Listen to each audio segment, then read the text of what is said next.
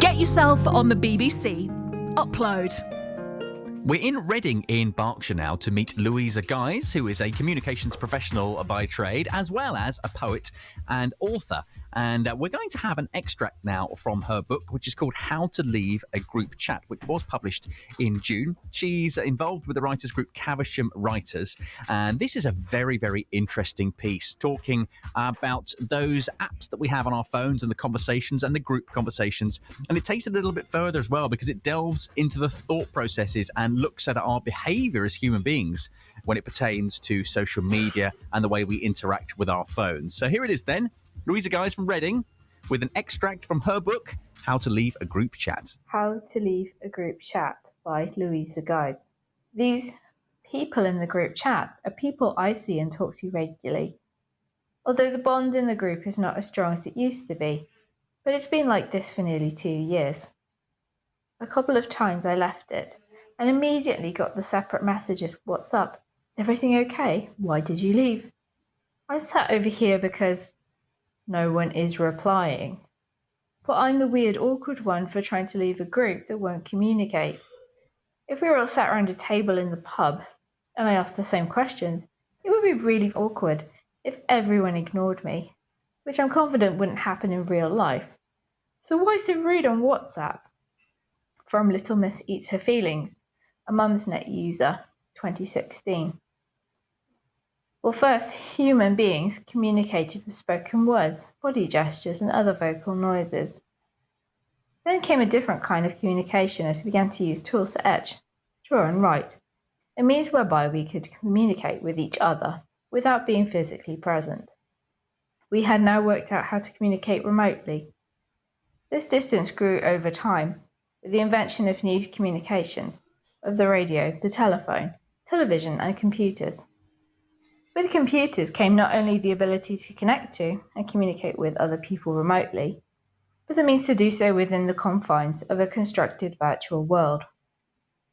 As this virtual world developed, alongside more mobile technologies, we became even more present within it.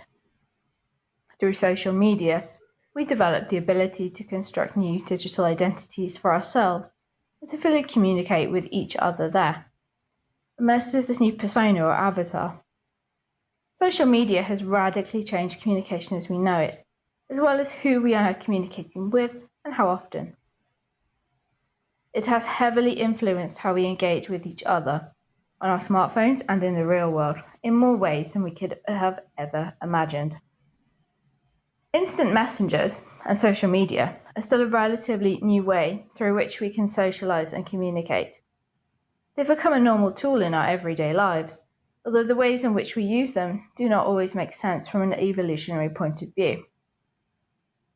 We have sleepwalked into using this new communication and, despite having become very experienced in using it, many of us are still not entirely happy or comfortable with this new technology. For example, we might feel annoyed when a friend keeps glancing at their phone when we meet them for a coffee, despite the fact that we might be guilty of having done exactly the same thing in the company of someone else.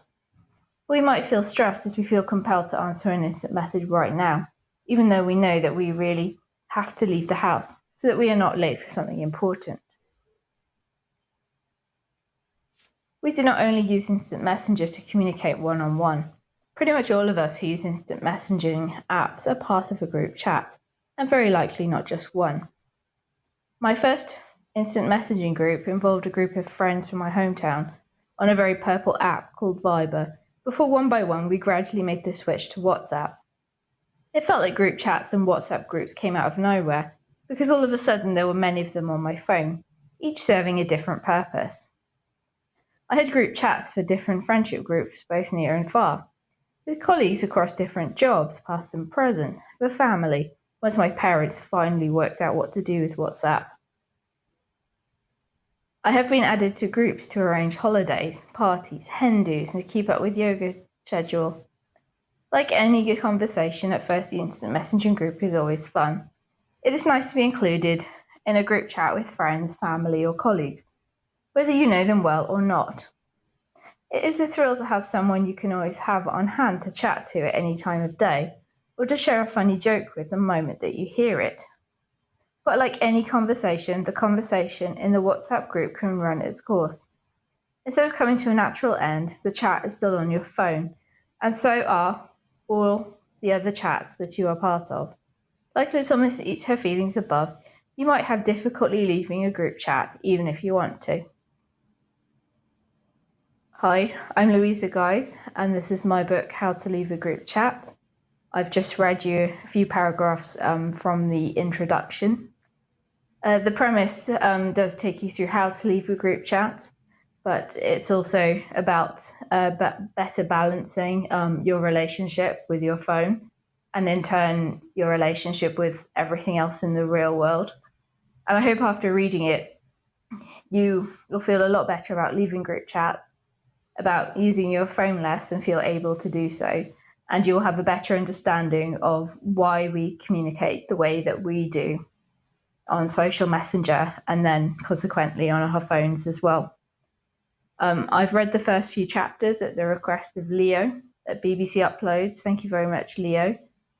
And I really hope the recording's okay, because I'm currently actually traveling in the Balkans, so I'm trying to squash everything onto my phone.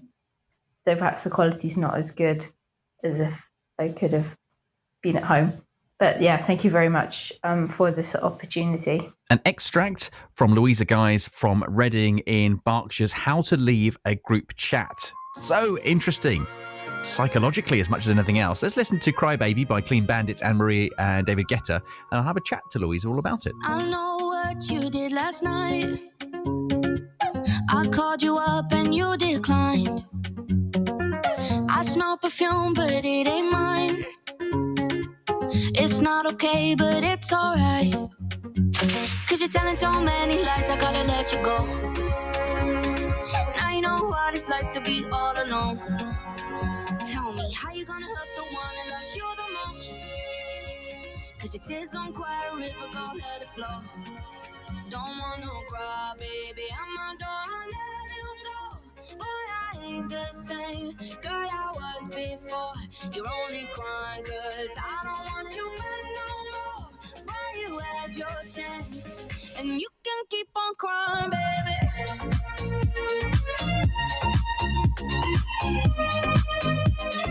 I know you've been lying, baby.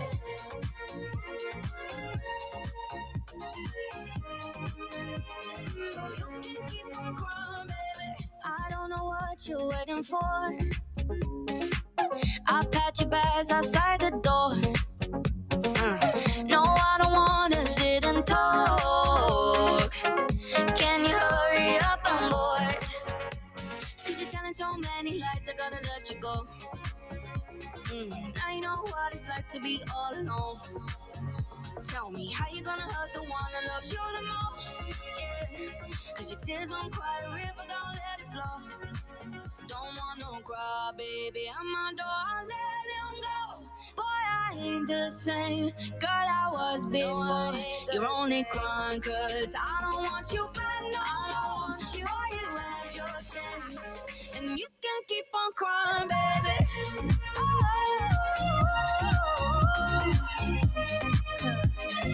I know you've been lying, baby.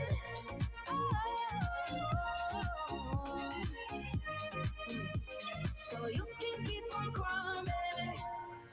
You can keep on crying, baby boy. I know you've been lying, baby.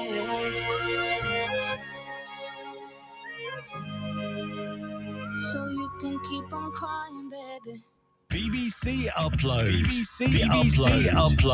So just now we had an extract from a book called How to Leave a Group Chat, which is full of very, very interesting ideas and themes that are with us in today's society. It's penned by Louisa Guise, who joins us to talk about it now. I thought we'd have to. Louisa, thank you so much for being with us.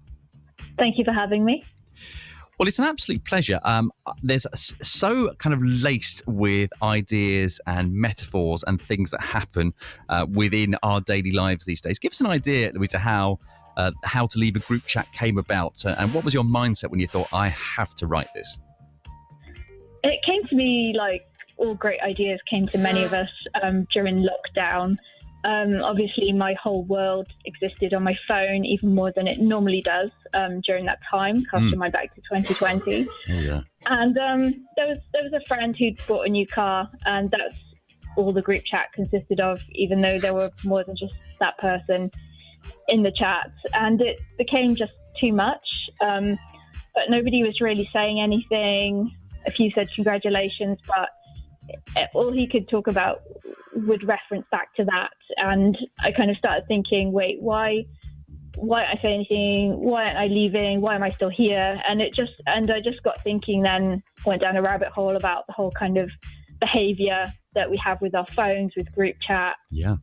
And just started, it began with lots of notes. The book began with about 5 or 6 pages of just notes of me just researching on the internet, researching in books, and trying to make sense of all of this. And that's how it came together. Works on very many different levels, this, of which we're going to discuss over the next few minutes. In that, firstly, we'll go kind of, we won't go sort of below the surface just yet. We'll talk about the idea of a group chat, which if anybody that doesn't know necessarily, it's a case of on an app, you can sort of get people together, start a topic or a conversation, and then you can talk amongst yourselves like a group chat within them. What tends to happen, Louisa, and I think I'm right about this, is that we have lots of topics and things and events and people and workplaces, and you end up with loads of these groups, don't you, where you just, to be honest with you, can be pinged all the time, and it can be absolutely exhausting. Oh, absolutely. And I found that myself, that was part of the kind of thought process. And when now the issue's been blown up like even more with regards to, children addicted to phones, etc. But it was less talked about when I started writing it, but even a small Google search confirmed that there were lots of people who were stuck in many group chats, and they were not happy a lot of the time with them as well. So it felt like a very current book, and I think I have really kind of jumped in and released it at the right time. Oh, yeah. 100%. I think that I was having a conversation literally the other day with some friends. So we've been playing paddle tennis recently, and somebody said, "Shall we start a group chat for somebody else?" And a perfectly good idea. And I thought, I don't know if I can have another one.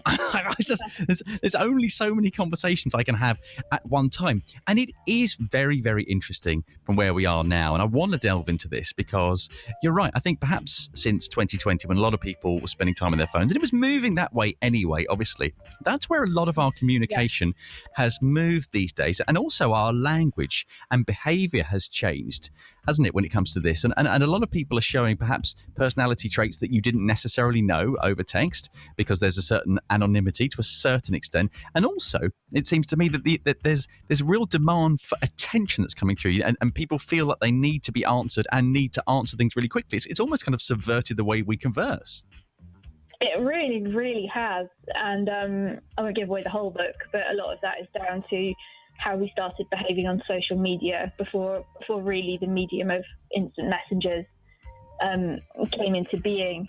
I think as a species we're quite, you could say self-obsessed, but I think we also just want to matter. And we're used to having everything now, Yes. and we're used to kind of showing off a bit. I read since, I didn't know this when I was writing the book, but apparently mirrors were put up in lifts and just outside lifts because people would get bored of waiting. And one of the most interesting things that you can look at is yourself. Wow.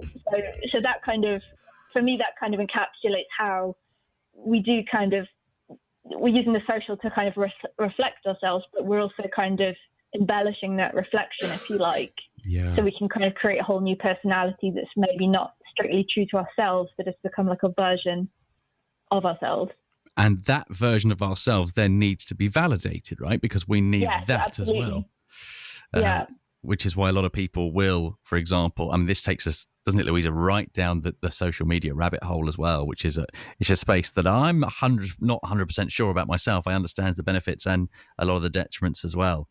But there's definitely that humanity in there, as you said, a little bit of boasting, a little bit of soapboxing and validation that comes in. And it does feel very different to how you'd interact in real life. And I wonder if we found the same, that, if you're in a group chat talking to someone, or even if you're just messaging someone, you will completely interact differently when you see that person or that group of people. It's a different space, isn't it?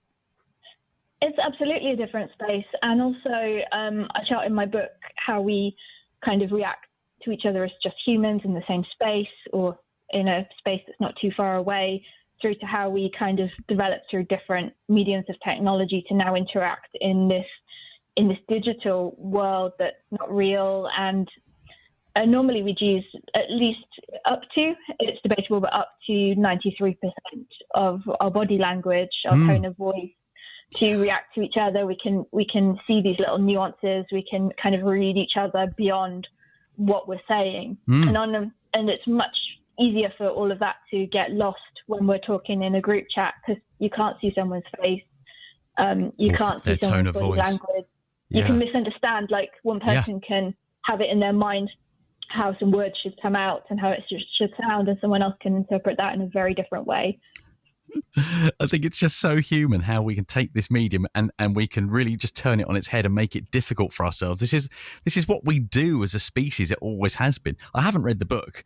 Obviously, I heard your extract, and I would love to read the book. But I'm wondering, without giving too much away, Louisa, what your thought process is here, because obviously we're talking about this in a very disparaging way. The book itself is called How to Leave a Group Chat. Is this how you feel then about WhatsApp groups and social media groups, or do you look at it from a balanced view, or is there a narrative which leads you to a conclusion all the way through?